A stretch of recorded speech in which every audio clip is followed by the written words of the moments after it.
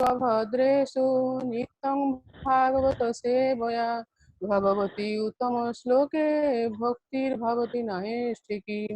ॐ अज्ञानं तिमिरन्धस्य ज्ञानाञ्जनशलाकया चक्षुरुन्मिलितं येन तस्मै श्रीगुरुवे नमो। श्रीचैतन्यमनोभीष्टं स्थापितं येन भूतले स्वयं रूपं कदा मह्यं ददाति स्वपदान्तिकम्। नमो विष्णुपादाय कृष्णप्रेष्ठाय भूतले श्रीमते भक्तिवेदान्त स्वामिनिति नामिने। नमस्ते सरस्वती देवे गौरवाणी प्रचारिणी निर्विशेष शून्यवादी प्राश्चात्यदेशतारिणी। वाञ्छाकल्पतरुभ्यश्च कृपा सिन्धुएव च पतितानां पावनेभ्यो वैष्णवेभ्यो नमो नमः। जय श्री कृष्ण चैतन्य प्रभु नित्यानंद श्री अद्वैत गदाधर शिवासादि गौर भक्तवृंद। हरे कृष्ण कृष्ण कृष्ण हरे हरे, हरे राम राम राम हरे हरे। मेरा शिक्षा गुरु का आदेश से मेरा शिक्षा गुरु ने मुझे कहा ये श्यामानंद प्रभु का बारे में कुछ बताने के लिए कहा है, तो मैं बताने का कोशिश कर रही हूँ। सुधारने प्रभु पास से वस्तु बोलूं।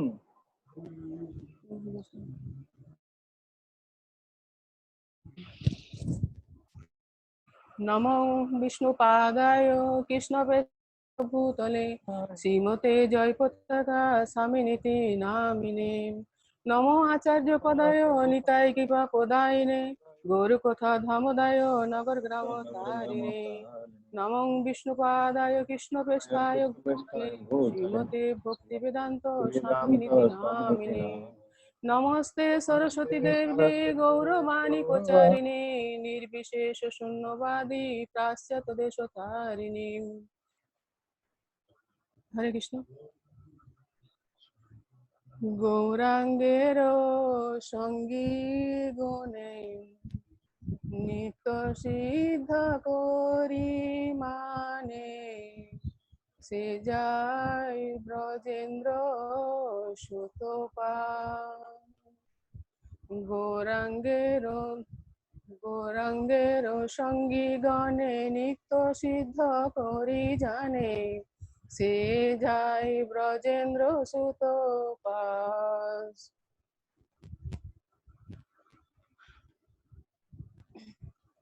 गौर सुंदर की निजोजन है श्री श्यामानंद प्रभु, श्रीनिवास और नरोत्तम। गौर सुंदर की लीला को प्रचार करने के लिए ये तीनों का आविर्भूत हुआ। श्यामानंद प्रभु का आविर्भाव उत्कल देश में हुआ। श्यामानंद प्रभु के पिता के नाम है कृष्ण मंडल और उनकी माता की नाम है दुरिका। कृष्ण मंडल की बहुत सारे पुत्र अप्रकट हो गए। चैत्र महीने की पूर्णिमा का दिन जगन्नाथ जी को कृपा से जब ये पुत्र का जन्म हुआ तब उनका माता पिता ने उनका नाम रखा दुखी कृष्णदास। जब अन्नप्राशन के नहीं सभी आसपास में सब कहने लगे कि ये जगन्नाथ जी को नाम का प्रचार के लिए आए हैं। देखने में एकदम मदन मोहन का जैसे है। कोई भी उन्हें दर्शन करने के लिए आते थे तो उसको हृदय में बहुत ठंडक पहुंचते थे। जब ये अन्नप्राशन के समय आया, अन्नप्राशन, चूड़ाकरण और विद्यारंभ के समय सभी आत्मीय स्वजन ब्राह्मण वैष्णव को आमंत्रण दिया। ये पुत्रों का मेधा देखकर सभी सकले आश्चर्य होने लगे कि बहुत ही कम समय में काव्य अलंकार ग्रंथ अध्ययन किया। कुछ समय के बाद गांव की वैष्णव गणों के साथ उन्होंने गौरांग सुंदर की सेवा पूजा करने लगे और गौरांग सुंदर की महिमा को श्रवण करने लगे। उनको पिताजी को ये देखकर बहुत ही अच्छा लगा। उनको पिताजी परम भागवत परायण थे। पिताजी ने कहा, अभी तुम मंत्र ग्रहण करो। तब पुत्र ने कहा, पिताजी, मेरा गुरु अंबिका कालना में रहते हैं। मेरा गुरु का नाम है हृदय चैतन्य प्रभु और हृदय चैतन्य प्रभु का गुरु का नाम है गौरीदास पंडित। गौरीदास पंडित के गृह में दुई भाई निताई गौर विराजमान है। अगर आपका आज्ञा हो तो मैं जाके वहाँ पे दीक्षा ग्रहण करूँ। तो पिताजी ने कहा, तुम कैसे जाओगे? तब कहा कि बहुत सारे वैष्णवगण वहाँ पे गौड़ीय देश में गंगा स्नान करने के लिए जा रहे हैं, तो मैं उसका साथ में जाऊं। पिताजी ने कहा, ठीक है। फिर माता पिता को आशीर्वाद लेकर चल पड़े। रास्ता में सब पूछते हुए उन्होंने अंबिका कालना गौरीदास पंडित का गृह में पहुंच गए। फिर वहाँ पे जाके भगवान को प्रणाम किया। तब मंदिर से हृदय चैतन्य प्रभु बाहर आए और पूछा, तुम्हारा नाम क्या है? तुम कहाँ से आए हो? तुम्हारा पिताजी का नाम क्या है? क्या काम है? तब कहा, मेरा नाम है दुखी कृष्णदास, मेरा पिता का नाम है कृष्ण मंडल और मैं आए हूँ उत्कल देश से और मैं आपको सेवा करने के लिए आए हूँ। ये मीठे मीठे बात सुनकर हृदय चैतन्य प्रभु को बहुत अच्छा लगा। कुछ दिन वहाँ पे ठहरे। अच्छा दिन देखकर उनको दीक्षा दिया। तब उनका नाम हुआ हृदय चैतन्य, सॉरी, कृष्ण दास। यहाँ पे एक छोटा सा गल्प है, हृदय चैतन्य प्रभु उनका नाम कैसे हुआ ना। एक बार गौर पूर्णिमा के समय गौरीदास पंडित ने सोचा, अभी गौर पूर्णिमा आ रहे हैं तो भक्त को पास जाकर उन्होंने कुछ सेवा लेने के लिए गए थे। तो तब उनको पास तब आने में बहुत लेट हो गए और काल का दिन में गौर पूर्णिमा है। तो हृदय चैतन्य प्रभु ने सोचा कि अभी मेरा गुरुजी आया नहीं तो काल तो कुछ होगा नहीं, सेवा बहुत सारे सेवा है, तो मैं ये आमंत्रण सबको दे देता हूँ। तो उन्होंने जाके सबको आमंत्रण दे दिया। फिर संध्या के समय गुरुजी आए तो अब गुरुजी को बात करते हुए कहा कि मैंने देखा है कि आपको आने में देर हो रहा है तो मैं सबको आमंत्रण दे दिया। ये सुनने का बाद गुरुजी बहुत क्रोधित हो गए और बहुत कुछ बोलने लगे। फिर कहा, तुम ये मंदिर छोड़ के चला जाओ। फिर उन्होंने मंदिर छोड़कर गंगा के तट पर एक झाड़ का नीचे रुका। तो दूसरे दिन सुबह में वहाँ पे बैठे बैठे बहुत ही मन दुख होकर बैठे हैं। तब वहाँ से एक जमींदार आ रहे हैं। तो जमींदार ने पूछा कि आप यहाँ पे क्यों बैठे हो? तो सब कुछ उन्होंने बताया और कहा कि मैंने कल सभी वैष्णवगण को आमंत्रण दिया, लेकिन मैं ये सबको कैसे प्रसाद दूं? तब वो जमींदार सब कुछ सामग्री ला के दिया और तब शिवानंद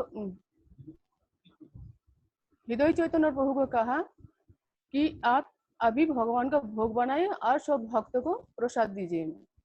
तब उन्होंने कहा कि ये सामग्री मुझे नहीं चाहिए, ये सामग्री आप मेरा गुरुजी को दे दीजिए।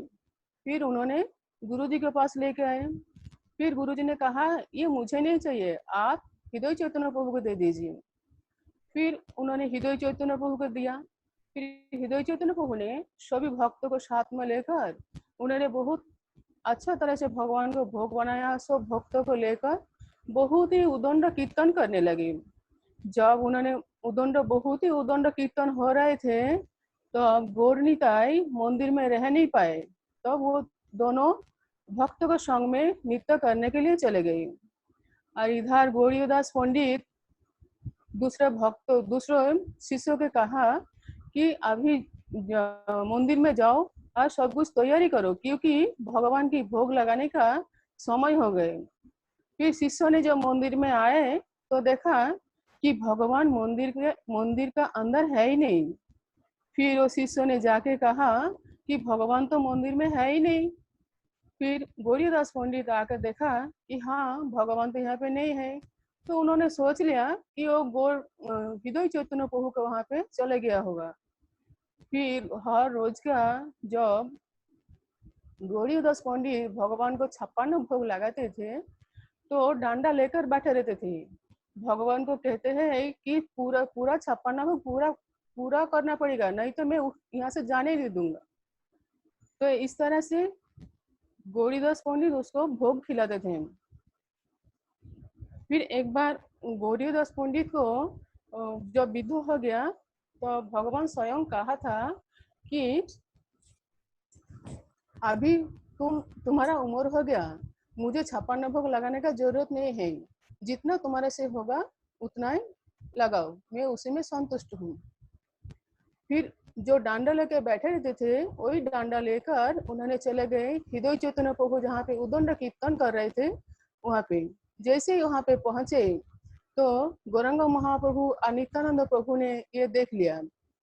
जैसे देखा कि गौरीदास पंडित आ गए, तब ये दोनों जाकर हृदय चैतन्य प्रभु का हृदय का बीच में चले गए।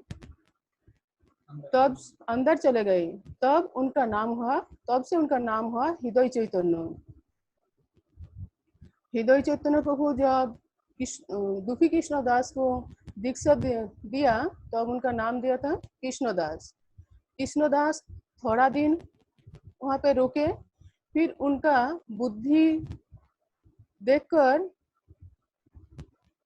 हृदय चैतन्य प्रभु ने सोचा कि जीव गोस्वामी के पास जाना चाहिए। फिर उन्होंने जीव गोस्वामी प्रभु के पास भेजा और कहा वहां पे जाके जीव गोस्वामी प्रभु का सेवा करो और ग्रंथ अध्ययन करो वृंदावन में जाकर।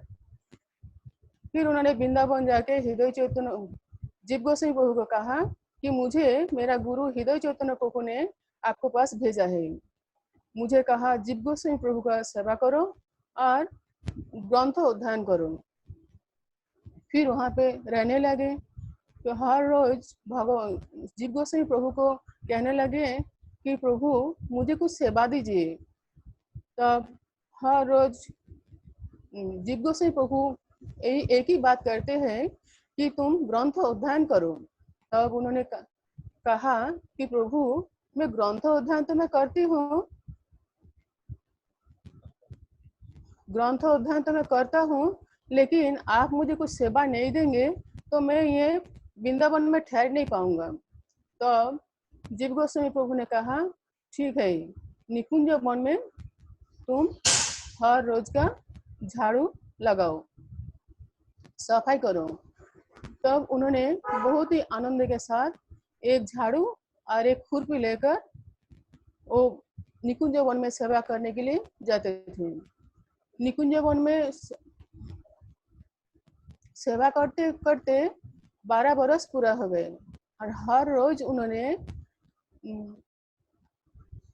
सुबह होने से पहले वृंदावन में सभी गली गलियों में उन्होंने झाड़ू लगाते थे, क्योंकि सब भक्तगण जब सुबह में मंदिर में जाएंगे तो उनका पैर का नीचे कंकर ना लगे, ये सोचकर। फिर प्रातःकाल समय वो निकुंज वन में जाके सेवा करते थे। हर रोज भजन कुटीर में बैठे बैठे उन्होंने भगवान की कथा को स्मरण करते थे। एक दिन रात को समय उन्होंने सपनों में देखा कि राधा रानी निकुंज वन में सभी सखियों के साथ नित्य कीर्तन कर रहे और श्री कृष्ण चंद्रमा के भांति आकर वो सबका साथ लीला कर रहे हैं। फिर सुबह में जैसे उन्होंने मंदिर निकुंज वन में पहुंचे तो देखा वहां पे सब लताएं, सभी झाड़ सब उलट पलट है। फिर थोड़ा सा आगे जाकर देखा कि राधा रानी और श्री कृष्ण का चरण कमल का चिन्ह को दर्शन किया। फिर थोड़ा आगे गए तो देखा कि एक नूपुर, स्वर्ण का नूपुर वहां पे पड़ा है। तो उन्होंने स्वर्ण का नूपुर हाथों में लिया। जब हाथ में लिया तो ऊपर से आकाशवाणी हुआ कि ये स्वर्ण का ये जो नूपुर है तुम संभाल के रखो। तो उन्होंने जब सिर पे लगाया तो उनका शरीर गदगद होने लगे, आंखों से आंसू निकलने लगे और शरीर रोमांच होने लगे। फिर उन्होंने सोचा कि ये नूपुर में ये जो अलौकिक नूपुर है इसमें इतना चमक है, मैं इसको छुपा के कैसे रखूं। तो फिर उन्होंने जो उसका वस्त्र उतरी था उसी में बांध कर रखा। फिर वो मने आनंद, बहुत आनंद हुआ। तो उन्होंने भगवान को गुणगान करने लगे और झाड़ू लगाने लगे। फिर इधर राधा रानी जब लीला करके जाबट में पहुंचे तो जाके देखा कि राधा रानी का बाएं पैर में नूपुर नहीं है। तो राधा रानी ने सोचा कि ये नूपुर नहीं है, मेरा सास अगर सुबह में देखेंगे तो बहुत प्रॉब्लम हो जाएंगे। तो उन्होंने सभी सखियों को साथ में लेकर निकुंज वन में आ गई। फिर से विशाखा देवी को कहा कि तुम मेरे साथ यहाँ पे एक झाड़ का नीचे बैठो, और ललिता देवी को कहा कि तुम जाके मेरा नूपुर खोजो। फिर उन्होंने ललिता देवी का उनका रूप, जो उनका स्वरूप है वो उसमें वो छोड़कर उन्होंने एक दरिद्र विधवा ब्राह्मणी का रूप लेकर निकुंज वन में वो नूपुर ढूंढने के लिए गए। तो देखा वहां पे एक साधु बाबा झाड़ू लगा रहे हैं। तो ललिता देवी जाकर कहा, अच्छा साधु बाबा, आपको यहाँ पे एक नूपुर मिला है क्या? क्योंकि मेरा पुत्रवधू कल यहाँ पे फूल चयन करने के लिए आए थे, लेकिन यहाँ पे एक शेर देखा तो डर गए, नूपुर यहाँ पे गिर गया। तो उन्होंने कहा, अच्छा आप कौन है, कहाँ से आए हो? तो बोला, मैं राबोल से आया हूँ और मेरा नाम है राधा सखी और कानाक पूजा ब्राह्मणी हूँ। तो बोला, अच्छा आप तो दरिद्र ब्राह्मणी है, तो ये स्वर्ण का नूपुर, ये अलौकिक नूपुर आपको कैसे हो सकता है? तो कृष्णदास ने कहा, अच्छा आप कहते हैं कि आपको पुत्र वधू का है, तो ठीक है, अगर आपको पुत्र वधू का दूसरा पैर में ऐसे ही नूपुर होगा तो मैं ये नूपुर मैं आपको पुत्र वधू को दे दूंगी, लेकिन आपको गांव की 7-5 जन लोगों का सामने। तो अब राधा रानी सोचा कि अभी तो ललिता के पास कुछ उत्तर है ही नहीं। तो राधा रानी आए। राधा रानी कहा, अच्छा साधु बाबा, आपने अभी अभी कहा कि ये नूपुर जो है ये अलौकिक है, तो वृंदावन का तो सब कुछ ही अलौकिक है, तो ये भी तो अलौकिक हो सकते हैं ना? तो कृष्णदास ने कहा कि माते, सभी शास्त्रों में ऐसे लिखा हुआ है कि वृंदावन में ये भूमि चिंतामणि है, लेकिन ये तो धूल ही दिखाई देते हैं। तो ललिता देवी राधा रानी को देखकर थोड़ा मुस्कुराया, और राधा रानी और ललिता देवी तब कहा कि हे कृष्णदास, तुम सत्य हो, तुम्हारा बात भी सत्य है और ये नूपुर भी सत्य है। ये नूपुर अलौकिक है, ये कोई ऐसे वैसा नूपुर नहीं है। जो मेरे दाहिने बाजू में खड़ा है ये स्वयं राधा रानी है और ये राधा रानी का नूपुर है। तो ये सुनकर उसका शरीर में आपका कृपा करके मुझे आपका रूप का दर्शन कराइए। तब ललिता देवी उसको दिव्य आँखें दिया और उनको दर्शन दिया। तब ललिता देवी को ये रूप देखकर उन्होंने बहुत खुश हो गई। फिर ललिता देवी को कहा, हे देवी, आप मुझे कृपा करके राधा रानी को चरण दर्शन कराइए। तब ललिता देवी और ये राधा रानी का नूपुर यहाँ पे कैसे आया, कैसे गिरा है, वो मुझे बताइए। तो ललिता सखी कहा कि देखो, मेरा जो राधा रानी है ना, वो कभी कोई पुरुष को उसको चरण दर्शन नहीं देते हैं। तो अब राधा रानी ने कहा, ललिता, मेरा मंत्र प्रदान करो। और बिंदा देवी को कहा कि बिंदा देवी, तुम इसको लेके जाओ और राधा कुंड में स्नान कराओ। जब वो स्नान करके आएंगे तब उसको रूप होगा कनक मंजरी का। जब कनक मंजरी का रूप होंगे तब आके वो मुझे दर्शन कर पाएंगे। फिर उन्होंने राधा कुंड में स्नान करके आए और भगवान राधा रानी को चरण दर्शन किया। फिर राधा रानी उनको वक्षस्थल से चंदन, कपूर, अगरू और कुमकुम निकालकर चंद्रकांति पाथर में घिसकर उनको ललिता देवी को कहा कि तुम ये जो नुपुर है उनका बिंदु, वो ललाट में बिंदु तिलक करो। जब ये नुपुर को वो बिंदु दिया तब उनका नुपुर का भांति तिलक हो गई। और उसको छाती में श्यामानंद लिखो। श्यामानंद इसीलिए लिखने के लिए कहा कि राधा रानी कहा कि मैं उनका सेवा में बहुत खुश हो गई हूँ, इसीलिए उसका नाम दिया है श्यामानंद।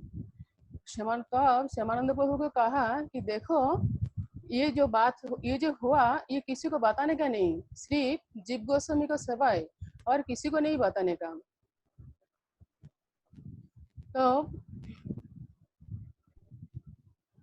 कलियुग का जो जीव है, साधन भजनहीन है, ये जीवों को उद्धार करने के लिए राधा रानी के वक्षस्थल से एक श्याम सुंदर की अर्च विग्रह दिया कि कलियुग जो जीव है वो साधन भजन नहीं कर पाएंगे, तो तुम ये विग्रह लेके जाओ। और ललिता देवी को कहा कि जब तुम्हारे कुछ विपत्ति आएंगे तब तुम राधा रानी का मंत्र बोलने का। तो उन्होंने जब ये मंत्र राधा रानी को जब प्रणाम मंत्र करोगे तो फिर से राधा रानी को दर्शन मिलेगा और तुम्हारा विपत्ति से तुम दूर हो जाओगे। फिर वहां से राधा रानी ललिता विशाखा अंतर्ध्यान हो गए। फिर श्यामानंद प्रभु जीव गोस्वामी के पास आए। तो जीव गोस्वामी प्रभु ने पूछा कि तुम्हारा ऐसे तिलक कैसे हुआ।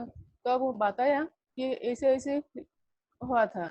तब जीव गोस्वामी प्रभु उनको बहुत आलिंगन किया और बहुत उदंड नृत्य करने लगी, इतना खुश हो गई। फिर जीव गोस्वामी प्रभु वहां पे रहने लगे तो सबको पता चल गया कि उनका नाम बदल गया, उनका तिलक बदल गया। फिर वहां से हृदय चैतन्य प्रभु के पास कोई भक्तों ने कहा कि कृष्णदास को ऐसे ऐसे नाम बदल गया है। तो हृदय चैतन्य प्रभु ने बहुत सुनने के बाद बहुत क्रोधित हो गई और सब भक्तों को कहा, तुम सब मिलकर जाओ और वहां पे उनको दौड़ी से बांध कर लेके आओ और ये पत्र लेके जाओ, जीव गोस्वामी प्रभु को दे दो। फिर अगर कृष्णदास को यहाँ पे आने नहीं देंगे तो ये जो पत्र है उसमें उसका उत्तर मेरे पास लेके आओ। फिर जब ये जीव गोस्वामी प्रभु ने जब ये पत्र देखा तो हृदय चैतन्य प्रभु ने कहा कि तुमने ये उनको दीक्षा कैसे दिया और ये तिलक कैसे दूसरा तिलक दिया। तो जीव गोस्वामी प्रभु ने कहा कि मैंने नहीं तो तिलक दिया, नहीं तो मैं उनका नाम बदलाया, नहीं तो मैं कभी उनका मेरा सेवा कराया। तो अब उन्होंने ये सभी भक्तगण ने सुना। फिर भक्तगण जाके जब हृदय चैतन्य प्रभु को कहा तब हृदय चैतन्य प्रभु और क्रोधित हो गए। तो हृदय चैतन्य प्रभु खुद आए, किया। हृदय चैतन्य प्रभु बहुत गुस्से कहने लगे,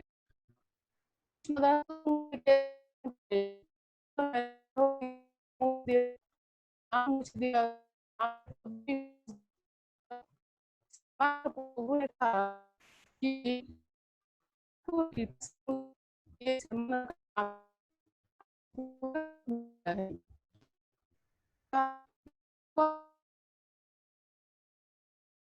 अगर अगर ये सत्य है तो मैं ये तिलक को धो दूंगी, फिर अगर अंकित होगा तो मैं मानूंगी कि हाँ मैंने दिया था। तब